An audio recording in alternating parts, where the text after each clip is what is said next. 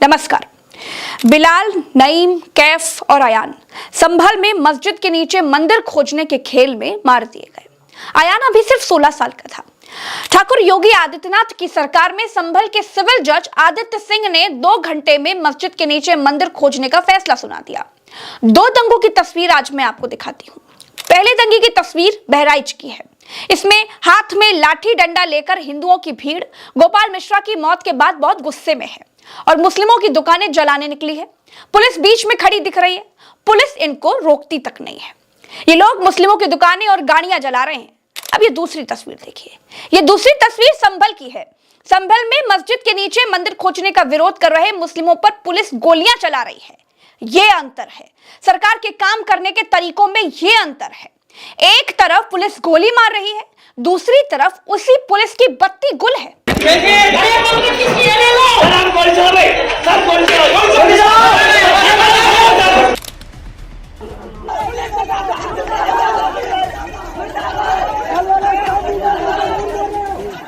दोस्तों, भारत देश के अकेले उत्तर प्रदेश में ही 1 करोड़ 9 लाख केस पेंडिंग पड़े हैं, लेकिन उत्तर प्रदेश की अदालत ने मस्जिद के नीचे मंदिर की खोज के लिए बिजली जैसी फुर्सत दिखाई। 19 नवंबर को सुबह 11 बजे चंदौसी जिला कोर्ट में केस दायर किया गया। दोपहर 1 बजे सुनवाई हो गई। शाम को 4 बजे कोर्ट कमिश्नर ने मस्जिद के नीचे मंदिर खोजने का फैसला सुना दिया। शाम 5:30 बजे कोर्ट कमिश्नर संभल के जिलाधिकारी से मिल गए। शाम 6 बजे कोर्ट कमिश्नर खुद सर्वे के लिए शाही जामा मस्जिद पहुंच गए। रात करीब 7:30 बजे सर्वे हो गया। सोचिए, इसी उत्तर प्रदेश की आम जनता के चप्पल घिस जाते हैं कोर्ट कचहरी के चक्कर लगाते लगाते। आम आदमी के केस सुलझाने में जजों को मजा नहीं आता है, लेकिन मस्जिद के नीचे मंदिर खोजने में जज साहब कितनी जल्दी में रहे होंगे, आप खुद सोचिए जरा। मुस्लिम पक्ष को सुना तक नहीं और सर्वे के आदेश दे दिए। परंतु हर मस्जिद में शिवलिंग को क्यों देखना?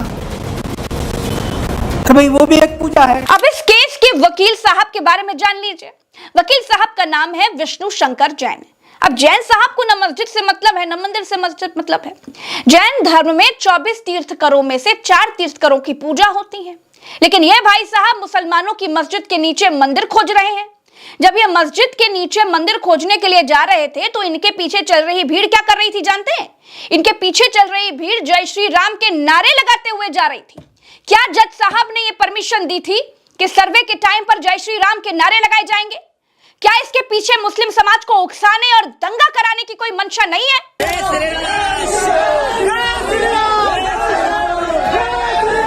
जिस उत्तर प्रदेश में मंदिर मस्जिद के मामले बेहद सेंसिटिव श्रेणी में आते हैं, उस उत्तर प्रदेश में जज ने बिजली की रफ्तार से ऐसा सेंसिटिव फैसला आखिर क्यों सुनाया? पूर्व सीजेआई चीफ जस्टिस चंद्रचूड़ ने कानून की देवी की आंखों से पट्टी क्या कानून की देवी की रूप सज्जा संवारने के लिए अटवाई थी? क्या आदरणीय जज साहब को समाज का ताना बाना समझ में नहीं आता है? इतनी जल्दबाजी हुई क्यों? क्या सुप्रीम कोर्ट की कोई बॉडी ये जिलों में इस तरह के जजों के फैसलों पर नजर रखती है? सुप्रीम कोर्ट बताए कि क्या तुरंत तत्काल ये फैसला सुनाने की कोई जरूरत थी? क्या जज की गलती से 5 नौजवानों की हत्या हुई? इन सवालों के जवाब क्या कोई अदालत देगी और इतनी तेजी से देगी? क्या सुबह केस दाखिल किया, दोपहर में फैसला सुना दिया जाए और शाम को 5 नौजवानों के हत्यारों को सजा सुना दी जाए? क्या है ऐसी कोई कोर्ट? दोस्तों, इन बच्चों के माँ बाप अगर केस लड़ने के लिए जाएंगे ना, तो इन्हीं जजों की कोर्ट में एक केस 100 सालों तक पेंडिंग पड़ा रह सकता है। मस्जिद के नीचे से मंदिर कहीं भागा तो जा नहीं रहा था। 5 मुस्लिम नौजवानों की हत्या हो गई और इस हत्या के जिम्मेदार सीधे सीधे फैसला सुनाने वाले जज साहब और उत्तर प्रदेश की सरकार है। दोस्तों, उत्तर प्रदेश में आम आदमी से लेकर संवैधानिक संस्थाओं तक हिंदू मुसलमान का ऐसा जहर घोल दिया गया है कि कानून का कोई मतलब ही नहीं रह गया है। भारत का कानून प्लेस ऑफ वर्शिप लॉ 1991 में यह कहता है कि 15 अगस्त 1947 से पहले अस्तित्व में आए किसी भी धर्म के पूजा स्थल को किसी भी दूसरे धर्म के पूजा स्थल में परिवर्तित नहीं किया जा सकता। अगर कोई इस एक्ट का उल्लंघन करते हुए पाया जाता है या ऐसा कोई प्रयास करता है तो उसे जुर्माना और 3 साल की सजा तक में जेल भेजा जा सकता है। दोस्तों, ये कानून कांग्रेस के प्रधानमंत्री पीवी नरसिम्हा राव की सरकार 1991 में लेकर के आई थी। मुगलों ने भारत पर 500 सालों तक राज किया है। बाबर ने न जाने क्या क्या बनवाया है, क्या क्या तोड़ा होगा। क्या आज भारत में रह रहे मुसलमान बाबर ने कैसे शासन किया और क्या क्या और कैसे कैसे बनवाया, क्या क्या हटाया, उसके लिए जिम्मेदार है क्या? तो क्या अब हर मस्जिद के नीचे मंदिर खोजा जाएगा? क्या कानून की आड़ लेकर मस्जिद के नीचे मंदिर खोजने वाले ऐसे ही लोगों को मरवाते रहेंगे और खुद मुस्कुराते रहेंगे?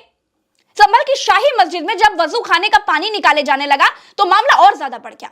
यह अफवाह फैल गई कि मस्जिद के भीतर तोड़फोड़ चल रही है। उसके बाद लोग उग्र हो गए। तो मैंने फौरन ही अनाउंस किया कि गोली चलने के आदेश मिल चुके हैं पुलिस प्रशासन को, लिहाजा मेरी गुजारिश है अल्लाह के वास्ते, खुदा के वास्ते, सारे लोग हट जाएं, चले जाएं, अपने अपने घरों को चले जाएं, शांति बनाए रखें। उसके बावजूद भी कुछ लोग वहाँ ये जानने के लिए रहे कि क्या वाकई में जामा मस्जिद की खुदाई हो रही, और किसी लिए नहीं, इसलिए। लेकिन खुदाई की अफवाह किसने फैलाई? जी, खुदाई की अफवाह किसने फैलाई? खुदाई की अफवाह इसलिए फैली कि वो पानी जब चारों तरफ चला तो पब्लिक में ये अफवाह हो गई, ये भ्रम हो गया, ये हो गया कि खुदाई चल रही है इसलिए ये पानी आ रहा, क्योंकि वो पानी आने का कोई टाइम था नहीं। अंदर से लगातार अनाउंसमेंट भी हो रही है और उसके बाद भी अफवाह फैल रही है, तो ये तो कहीं ना कहीं आप लोगों की कमियां रही ना? नहीं, हमारी क्या कमी रही, हम तो बराबर अनाउंस कर रहे हैं। पानी की जो कमी है, सबसे बड़ा जो अफवाह फैली है वो पानी को देख के फैली है कि ये पानी क्यों आ रहा है। इसका मतलब ये है कि अंदर खुदाई हो रही है। उत्तर प्रदेश के मुख्यमंत्री योगी आदित्यनाथ ये कहते हैं कि उनकी सरकार में उत्तर प्रदेश में किसी को भी दंगा करने की हिम्मत नहीं है, लेकिन पिछले 1.5 महीने में 2 दंगे हो गए। बहराइच में एक व्यक्ति मार दिया गया और संभल में ये 5 लोग मार दिए गए। जब किसी की योगी राज में दंगा करने की हिम्मत नहीं है तो फिर 1.5 महीने में 2 दंगे हो कैसे गए? पुलिस बहराइच में बिल्कुल ढीली थी, पुलिस संभल में बिल्कुल ढीली थी। आप सोचिए, संभल में मस्जिद के भीतर मंदिर खोदा जा रहा था और फोर्स गायब थी। जो फोर्स अब लगाई गई है वो मस्जिद में मंदिर की खोज वाले दिन कहां थी? मैं गारंटी देती हूं कि जिस कट्टे से 5 मुस्लिम लोग मारे गए हैं वो कट्टा चलाने वाले कभी पकड़े ही नहीं जाएंगे। क्यों जानते हैं? क्योंकि जितना मैं उत्तर प्रदेश की पुलिस को जानती हूं, वो आरोपियों को पकड़ते समय एक अदद देसी तमंचा जरूर बरामद करती है। देसी तमंचे के खेल में तो यूपी की पुलिस का कोई जवाब नहीं है। क्या मुसलमान मस्जिद के सर्वे का विरोध करते करते खुद को गोली मार लेंगे? इसका सीधा सा मतलब है कि यह एक साजिश है। हत्या करने के लिए अलग से देसी कट्टों का इस्तेमाल किया गया है। ये संभल के कप्तान है, इनको सुनिए जरा। इनको तो परमवीर चक्र दिया जाना चाहिए, या फिर अब इनको उत्तर प्रदेश की पुलिस से निकालकर FBI में भर्ती कर दिया जाना चाहिए। भाई हैं कि आप भीड़ के जो बलवाई थे, पत्थरबाज थे, उनका क्या मकसद था, उनका क्या उद्देश्य था? पुलिस वालों के पांव में गोली लगी है और इस तरीके की ये जो है जो उनका जो उद्देश्य था, लेकिन हमारी पुलिस ने और प्रशासन ने साथ में ये FBI में जाने लायक हो गए। इनका दिमाग अब 10 FBI एजेंटों पर भारी पड़ रहा है। ये साहब जो चाकूनुमा सबूत दिखा रहे हैं वो दंगे से लेकर के आए हैं, लेकिन इनको इतना भी तमीज नहीं है कि किसी घटना से उठाए गए सबूतों को ऐसे रखा जाता है जिससे उस पर किसी और के फिंगरप्रिंट ना आने पाए। लेकिन कप्तान साहब को इसकी कोई चिंता नहीं है। ऐसा लग रहा है जैसे जज साहब की तरह ये भी बड़ी जल्दी में है। उनको दंगे और 5 लोगों की हत्या की गुत्थी सॉल्व करने में कोई दिलचस्पी नहीं है, या इनको ये गुत्थी पहले से मालूम थी, या ये भी हो सकता है कि गुत्थी उलझाने वाले सॉल्व क्यों ही कराएंगे। संभल के SP हर जगह पर भाजपा नेता की तरह बात करते हुए दिखाई देते हैं। सर्वे के समय पर्याप्त पुलिस क्यों नहीं थी? जब इतना सेंसिटिव मामला था तो ड्रोन पहले से तैनात क्यों नहीं थे? इतना ईंट पत्थर कहां से आया, कैसे आया? LIU कहां थी? नकाबपोश लोग कहां से आ गए? कौन थे ये लोग? इनको कुछ नहीं मालूम। इन सब सवालों पर ये बउआ बन जाते हैं। 19 तारीख को मस्जिद के भीतर सर्वे हुआ, बहुत शांति से सर्वे हुआ। फिर उत्तर प्रदेश में उपचुनाव हुआ, परिणाम आ गए।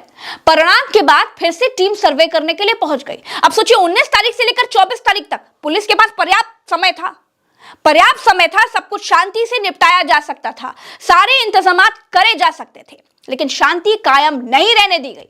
इसके पीछे सोची समझी साजिश है। DM कप्तान के इतने बड़े फेलियर के बाद भी दोनों अपनी अपनी पोस्ट पर जमे हुए हैं। कप्तान की बयान सुनकर आपको लगेगा कि मामला कुछ और है, मसला वो नहीं है जो दिख रहा है। उत्तर प्रदेश में 1.5 महीने में 2 दंगे हो गए हैं, वो भी बिना किसी बड़ी वजह के। सोचिए, दंगों की जमीन बनाई जा रही है, फिर दंगे हो रहे हैं। बटोगे तो कटोगे नारे की क्रोनोलॉजी समझेंगे तो बहुत कुछ समझ में आ जाएगा। फिलहाल इस वीडियो में इतना ही, दीजिए इजाजत, चलते हैं। राम राम, दुआ सलाम, जय हिंद। ईश्वर दंगे में मारे गए 5 युवकों की आत्मा को शांति दे। नमस्कार।